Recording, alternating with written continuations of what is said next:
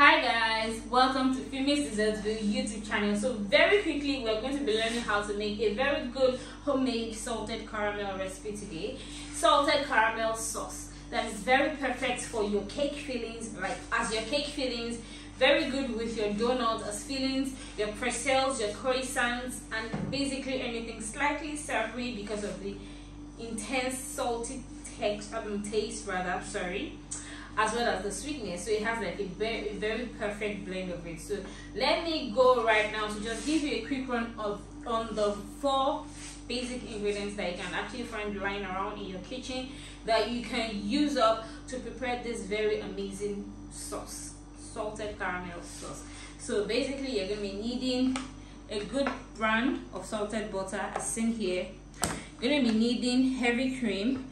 You're going to be needing granulated sugar, the kind of granulated sugar that is actually stated cane sugar on the pack, and then you're going to be needing salt, of course, a good table salt. You can even use the kosher salt, which is the more coarse textured salt. It's the same measurement of either a good table salt or a good kosher salt. So let me give you a quick run on the measurements now. So we're going to be needing 1 cup, or the equivalent of 200 grams if you're using a digital scale. You're going to be needing 200 grams of granulated sugar, as already said, the granulated cane sugar. You're going to be needing 6 tablespoons, or the equivalent of the 90 grams of excuse me, of the salted butter. Now the reason why I always like to work with my grams is because it makes it very accurate and there isn't any guess game going on. And then you're going to be needing half of a cup, or 120 mils of the heavy whipping cream as seen here. I have everything pre-measured to save up some time. And then you're going to be needing 1 teaspoon of the good table salt. Now, to prepare this caramel sauce is a good pan as seen here. Avoid using a non-stick pan, because if you do that, when sugar starts caramelizing, you don't want it to stick to the bottom and like create like a clump that would be hard to melt. So I normally use this regular bottom kind of pan, the regular heavy duty pans as seen here. You're going to be needing a wooden stick to be turning frequently, and this process is going to be happening in my kitchen. So I'm going to be taking you through the journey through to my kitchen, where I'm going to be preparing this amazing sauce. And then whilst I'm done, they will come back here to round up on the video. So let's go together now and prepare. And now I'm turning on the heat over the saucepan on the medium heat as seen. So now I'm going to be pouring in the sugar. I'll be breaking this video into bits because I don't want to take too much time. So what I'm doing now is to be crystallizing the sugar. This process must not be gotten wrong, because if you get it wrong, you're going to mess up the entire sauce. So before you add up any other thing into this mixture, you have to ensure that this sugar melts thoroughly and becomes like a honey colored, like an amber colored, shade of brown.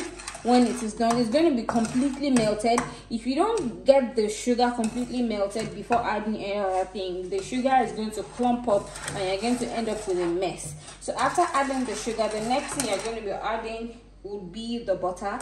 After adding the butter, you're going to be adding the heavy cream, after which you're going to be taking it out from the heat, and then you're going to be stirring in the salt, and tada, our sauce is going to be ready. But this takes about 5 to 10 minutes to get this super melted. So once you've seen what this looks like now, I'll be back to show you when it is thoroughly melted. But note that you have to keep stirring constantly as I'm doing, just so that you don't burn your sugar and just so that it doesn't get too browned.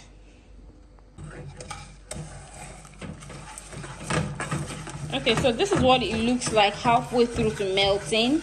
As you can see that it now looks like some rocks, but you need not to be worried about anything. It is just a process. So after it gets to this point, just know that you're about 70% done. But you can't still add anything into this until it turns into a liquid. Like, it is going to melt thoroughly and become a liquid like a thick sugar liquid, like a thick liquid sugar. You can see the color I'm talking about the honey tone of brown, see, but it's still going to get a bit darker because it's still over the heat, remember. So the sugar is totally melted now. See what it looks like. Remember I told you, see what it looks like. Try and be careful here. So immediately this is done, what I'm going to be adding is going to be the butter all at once. But you have to be careful at this point when you're adding the butter because it is going to slightly bubble. So you have to be careful not to get a splash or not to hurt yourself in the process. So see the butter, it's going in now. See, I told you, it's going to bubble slightly. If you're watching closely. So once you do that, just mix this in. Look at it, just until combined. Just make sure it's all thoroughly combined together. See, remember the bubble I talked about? So it's getting thick already.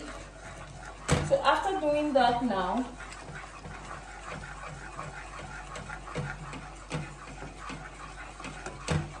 the next thing you're going to be doing is to, see, it's still not very well combined, so just keep at it. You can do this for the next 3 to 5 minutes until you see that the sugar and the butter have been well combined together. You can even use your heat-proof, spatula to make sure you get this step right.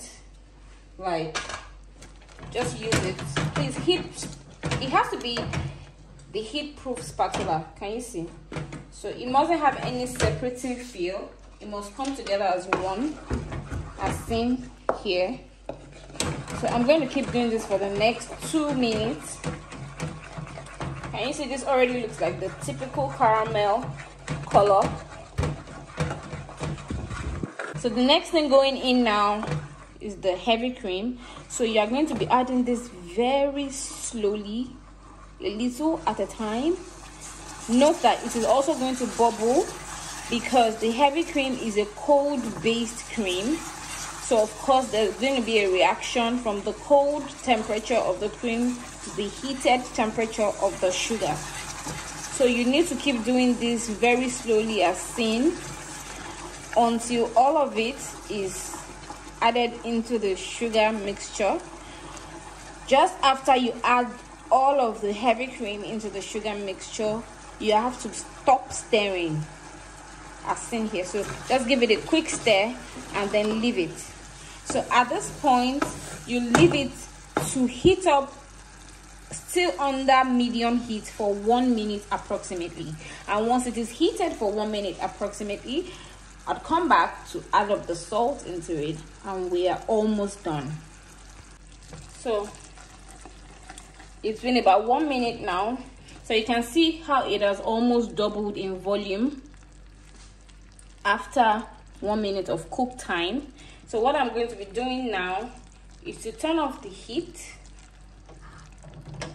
We're done. Then I'll transfer this to my counter table, same here, and then I'll give it a quick stir just to smoothen it out, same here. And then I'll add up my salt into it. 1 teaspoon of salt, remember. Stir that in.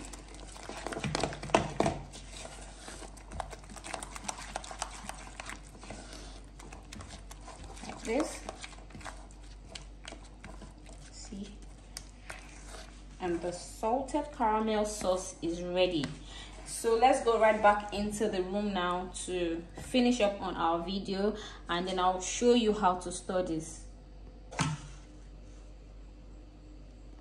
So our salted caramel sauce is ready now. Can you see the consistency? Really thick and rich. So now I'll be transferring it into this airtight container where I'll be able to store it in the refrigerator for about 1 month with constant electricity, or you'd rather put it in the freezer for up to 3 months. But just know that, see it, just know that before, if you're putting this in the freezer, you need to note that before you use it, you need to bring it out from the freezer to thaw back into the refrigerator, okay? And then once it thaws at the temperature it's supposed to be, if you were to refrigerate it, you'll be good to go. See, it has a very good firm consistency, so it's not overly runny, the kind that you're going to be using for your cake filling that wouldn't run around the sides or become so soupy. So I particularly love this recipe. So see how thick it is. See, very, very thick and lush. So once you do this, just cover it up very tightly and sink here. See, like this. Let it cool totally, completely, and take it into the fridge, and we're good to go. It looks like if you want to spoon it over your cake or anything, see. Yeah, so that's going to be all for today. I hope you learned something. I hope you're going to be trying this super easy and simple recipe that is equally so delicious and rich in texture and taste. Stay close, guys, for more videos. I will be here to always feed you guys with good content, and always encourage me by dropping your likes, your feedbacks, your reviews, and your questions in the comment box, and I will do well to respond to them as soon as I can. So till next time, guys, don't forget to subscribe. Hit the subscribe button on the